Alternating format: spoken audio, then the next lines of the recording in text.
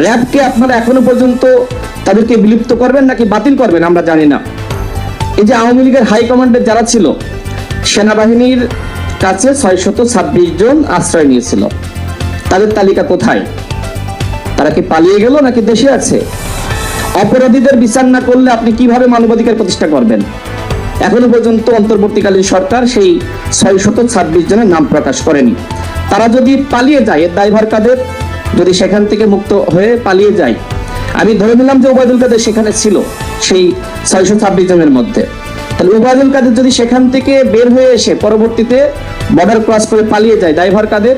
সেনাবাহিনীকে নিতে হবে, ডক্টর ইউনূসকে নিতে হবে। আমরা সেই বিষয়ে কোনো আলোচনা দেখছি না। আওয়ামী লীগের হাইকমান্ডের এখনো পর্যন্ত একজনকে গ্রেপ্তার করা হয়নি। শেখ পরিবারের এতগুলো এমপি ছিল, কাউকে গ্রেপ্তার করেছে?